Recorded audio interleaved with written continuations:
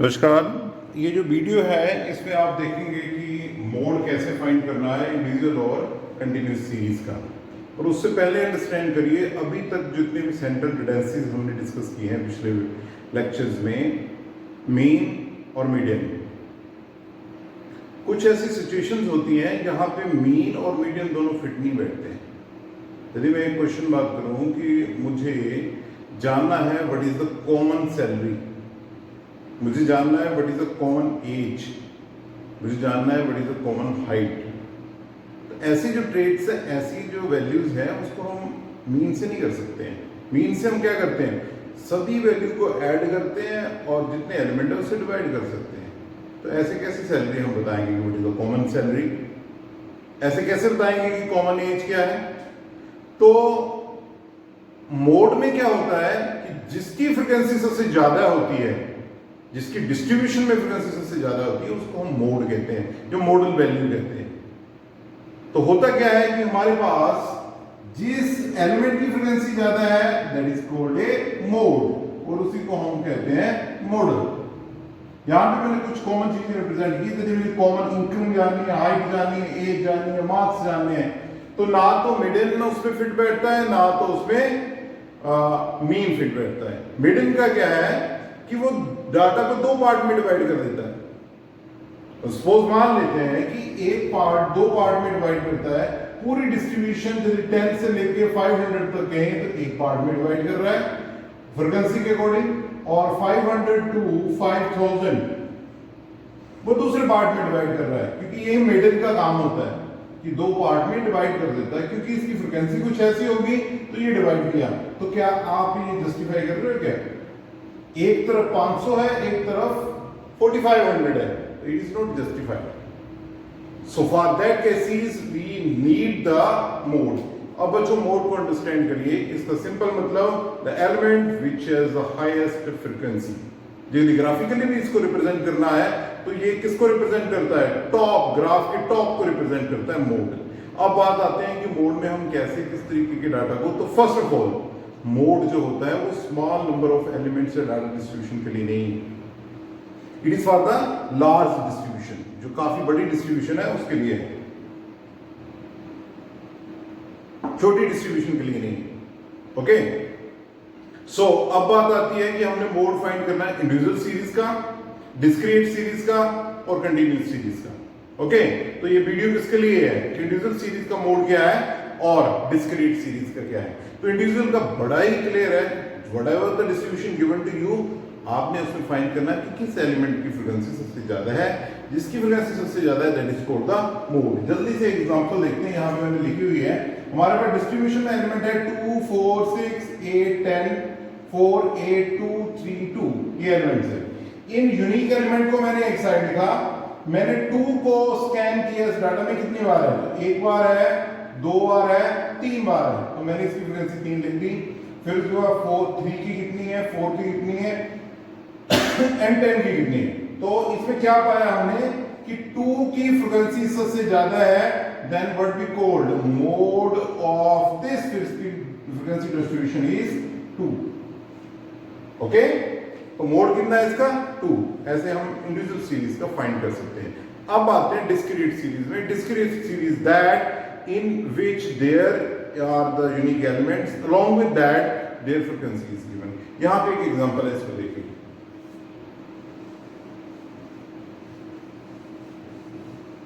Okay, सो इस example में क्या है कि हमारे पास मार्क्स दिए हैं और उसकी फ्रीक्वेंसी दी हुई है। अब हमारे पास दो मेथड है डिस्क्रीट सीरीज के मोड को फाइंड करने के लिए। पहला मेथड है इंस्पेक्शन मेथड। इंस्पेक्शन मेथड का क्या मतलब है? इस पूरे डाटा को एनालाइज करो, आप पाओ कि किस एलिमेंट की फ्रीक्वेंसी सबसे ज्यादा है। तो किस एलिमेंट की फ्रीक्वेंसी सबसे ज्यादा है?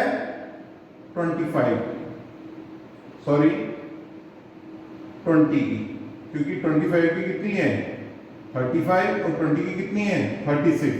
तो इंस्पेक्शन मेथड से हम सीधे बोल सकते हैं the mode of this frequency distribution is 20, but this is not right, this is incorrect. Why? Because the value nearby the 20 whose frequency is 35, which is 1 less than that of 36. तो हम ये नहीं कह सकते ये 20 है, 25 भी हो सकता है। ओके, तो उसके लिए जो मेथड है that is a grouping and analysis method. ठीक है बच्चों, ये स्पेशली मतलब सीखने वाला मेथड है, इसको बड़े ध्यान से देखिए आप। ग्रुपिंग एंड एनालिसिस मेथड क्या है, इंपॉर्टेंट माइंड नोट करिए कि 6 ग्रुप्स बनते हैं। 6 ग्रुप्स में हम फ्रीक्वेंसीज को क्लब टुगेदर करते हैं। ओके, तो किस ग्रुप में कौन सी फ्रीक्वेंसीज क्लब टुगेदर होती हैं उसके लिए मैं वैल्यूज की नंबरिंग कर देता हूं। फॉर एग्जांपल यहां पे मैं नंबरिंग कर देता हूं। ठीक है, ये कौन सी है, ये मैं मान लेता हूं ये फर्स्ट आपके एलिमेंट, ये सेकंड एलिमेंट, ये थर्ड एलिमेंट, ये फोर्थ, ये फिफ्थ, ये सिक्स्थ, ये सेवंथ एलिमेंट। ओके, तो कहने का मतलब क्या है कि हमारे पास ये तो डाटा गिवन, ये उसकी फ्रीक्वेंसी गिवन, और ये टोटल हमारे पास कितने ग्रुप बन गए, 6 groups including this frequency. First group given है आपको एज इट इज है। सेकंड ग्रुप कैसे बनाना है, आपने फर्स्ट 2 जो है उसकी फ्रीक्वेंसीज को ऐड करना है एंड सो ऑन। तो फर्स्ट एंड सेकंड को ऐड करना है, यानी कि फर्स्ट एंड सेकंड। तो 8 प्लस 12 ऐड किए मैंने, तो क्या बन गया 20, 36 एंड 35 ऐड किए 71, 28 और 8 ऐड किए 36, क्योंकि ये अकेला है leave it. Okay, third group जो है वो कैसे बनेगा, 2 की ग्रुपिंग करनी है, पर पहले तो छोड़ देना है, पहली फ्रीक्वेंसी को छोड़ देना है, उसके बाद 2 प्लस 3 से करना है। मैं डॉट डॉट डॉट लगा देता हूं, इसका मतलब क्या है, इसके आगे भी ऐसे करिए। तो 12 प्लस 36 क्या बना 48, 35 और 28 क्या बना 63, 8 प्लस 9, ठीक है, तो उसके अकॉर्डिंग क्या है 70। दो के इसमें ऐड हुए 35, 28, 8 एंड 9।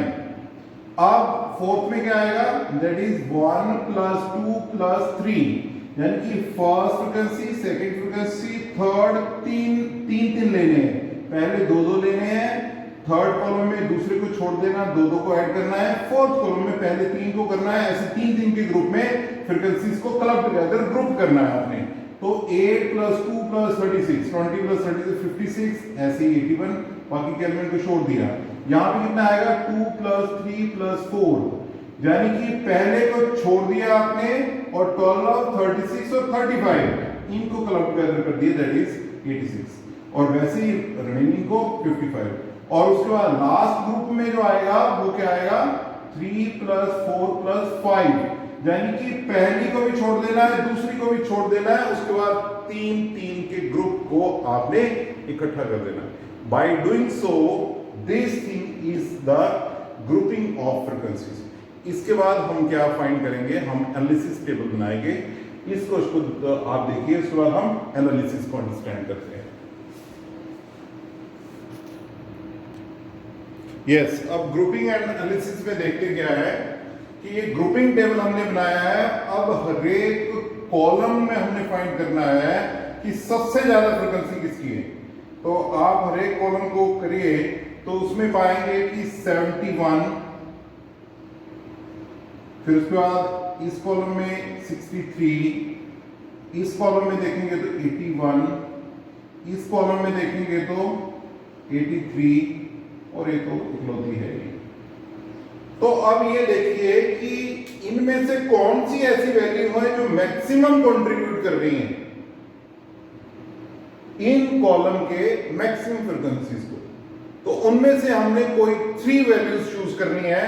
तो हम देखते हैं कि 10 या 15 इतने कंट्रीब्यूट नहीं कर रहे हैं, क्योंकि वैल्यू 71, 63, 81, 83, 89 इनको ये वैल्यू इनके एडिशन से बनी है। तो हम पाएंगे कि ये जो 3 वैल्यूज हैं it contribute maximum towards the maximum frequency of a particular column. तो मैंने वैल्यू की लिखी 20, 25 एंड 30।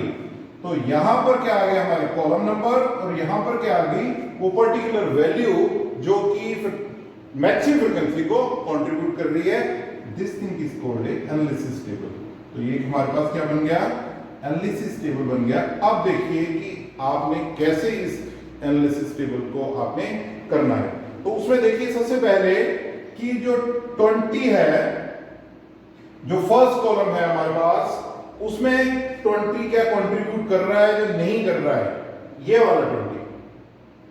मैक्सिमम कितना है 71।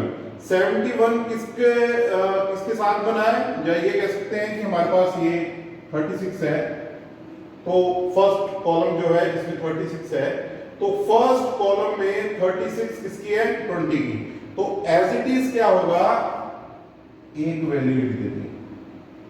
फिर आइए सेकंड कॉलम पे, सेकंड कॉलम पे मैक्सिमम फ्रीक्वेंसी कितनी है 71, और 71 में इन तीनों में से कौन कंट्रीब्यूट कर रहा है, फिर से बोल रहा हूं मैं, सेकंड कॉलम में मैक्सिमम फ्रीक्वेंसी 71 है, और 71 को इन तीनों में से कौन कंट्रीब्यूट कर रहा है, तो 20 भी कंट्रीब्यूट कर रहा है, 25 भी कर रहा है, पर 30 कंट्रीब्यूट नहीं कर रहा है, तो मैं इस सेकंड कॉलम के सामने एक और इसके नीचे भी एक लिख देता हूं। 20 भी कंट्रीब्यूट कर रहा है और 21 भी कर रहा है। वैसे ही थर्ड कॉलम पे आइए, ये थर्ड कॉलम पे ये 63 है, इसको कंट्रीब्यूट करने वाले कौन से हैं 25 है और 30 है, तो ये थर्ड कॉलम के सामने 1 1। अब आप फोर्थ कॉलम पे आइए 81, तो इसको कंट्रीब्यूट करने वाले कौन है 25 एंड 30, तो फोर्थ कॉलम पे 25 एंड 30। उसके बाद 81 पे आइए, तो 81 को कंट्रीब्यूट करने वाले हैं 25 एंड 30, किस कॉलम को हम कर रहे हैं फिफ्थ कॉलम को, ओके। और उसके बाद लास्ट सिक्स कॉलम पे आइए, तो 99 किनको जोड़ के बन रहा है 36 35 28, तो इसको जोड़ के बन रहा है, तो इसका मतलब क्या है ये तीनों के तीनों आएंगे 1 1 एंड 1, ठीक है। थोड़ा सा एक बार फिर से रिपीट कर देता हूं, हमने ग्रुपिंग टेबल हम बनाते हैं जिसमें कि 6 कॉलम होते हैं, और 6 कॉलम में हम लेके चलते हैं कि किन एलिमेंट्स की फ्रीक्वेंसी को जोड़ना है, किनको नहीं जोड़ना है, ओके। तो मैंने बता दिया वो कि 1 2 2 3 1 2 3 2 3 4 और 3 4 5 ऐसे हम ग्रुपिंग करते हैं।